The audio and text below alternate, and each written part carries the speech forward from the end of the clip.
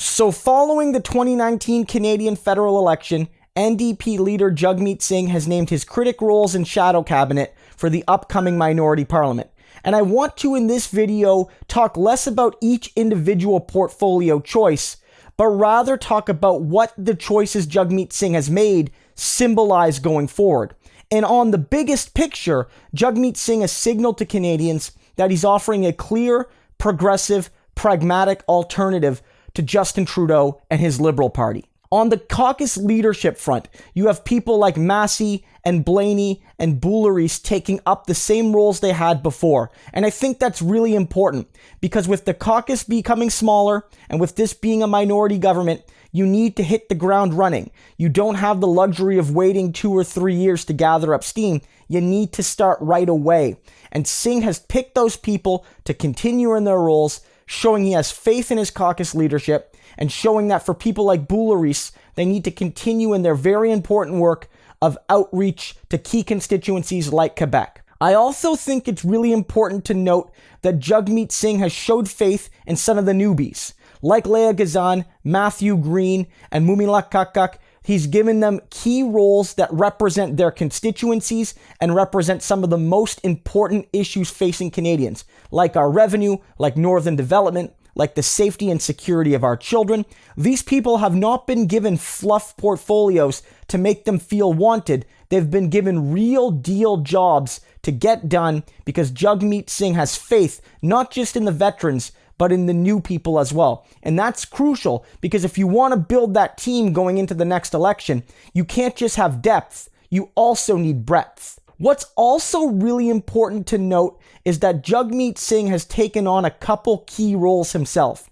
In addition to being NDP leader, he's chosen intergovernmental affairs and he's taken on the primary responsibility of dealing with Indigenous issues. That's vital because those are two of the most important roles a federal leader can play, dealing with other levels of government and dealing with Indigenous peoples and First Nations. And while some have suggested that this is maybe a slight at Charlie Angus because he was such an effective critic on Indigenous issues, I don't think that's the case. Charlie Angus is going to continue much of that work, but it's important that Jagmeet Singh as leader understand and acknowledge that his role in dealing with the provinces and with First Nations is one of his major objectives, and he's putting his money where his mouth is. Singh has spent a lot of time talking about how he needs to work with cities and provinces to help implement a Green New Deal. And he's talked a lot about reconciliation and true partnership with First Nations. And so because that's such a key part of his leadership, it makes sense, and I think it's the right move, to make those portfolios his own portfolios. And I think it's also really key to note that Jagmeet Singh has named some portfolios that don't exist within the Liberal cabinet.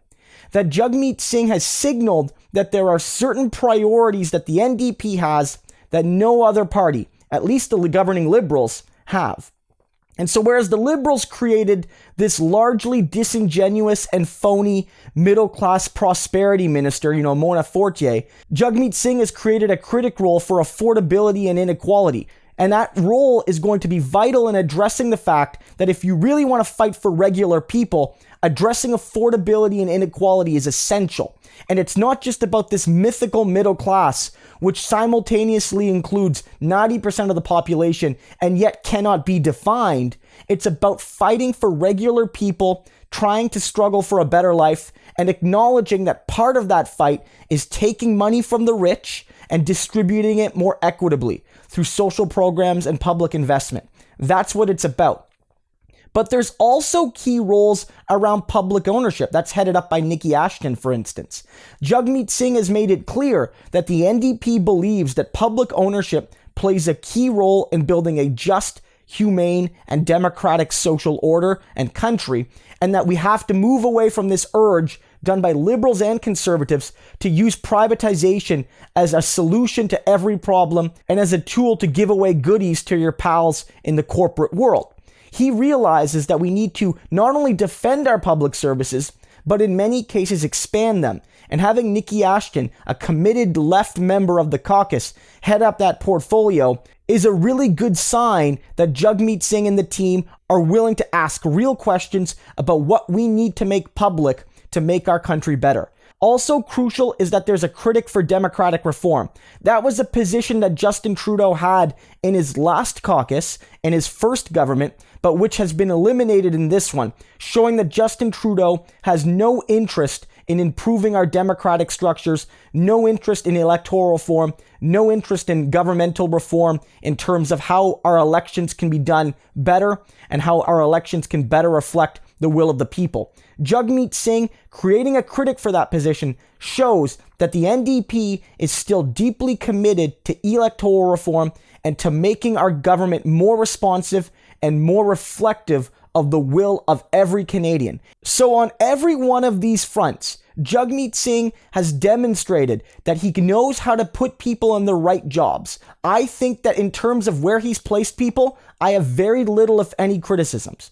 Jagmeet Singh has shown that he's willing to take on the biggest and most important portfolios for himself because that's what leaders do. And because he's aiming to be Canada's next prime minister, he needs to assume some of these nationally vital tasks. And I think it's absolutely crucial that the NDP has shown in the positions they've created that they have fundamentally different priorities about what a just and equal and humane and dignified society looks like when compared to Justin Trudeau's Liberals, who seem to be focused on a mythical middle class on the one hand and a traditional service to the corporate and economic elite on the other. But I want to know what you guys think. What do you think of Jagmeet Singh's picks? Do you think Singh picked the right portfolios for himself? Do you think that he put people in the right tasks? Would you switch any particular people around? Do you feel that Singh was right to create specific portfolios that aren't analogous to what the government is offering? Do you think that's the right move, or do you think that a leader should just match up their critics directly to government portfolios? Or do you think that Jagmeet Singh should have created additional portfolios? Are there some portfolios that you feel are missing? If we believe that we need portfolios to address some of the issues in our society, do you feel that there are blind spots that Jagmeet Singh could have addressed in the creation of his critic roles in shadow cabinet? I'd love to hear your views. Let me know in the comments. I'll read every single one and I'll respond when I can. But I just want to underline again that this is a great caucus team. This is a great critic portfolio list. This is a great shadow cabinet. And I think that Jagmeet Singh and the team have gotten off to an excellent start in terms of outlining how their eventual government will be far more progressive and far more in tune with the needs of regular Canadians than anything on offer from Justin Trudeau or Andrew Scheer.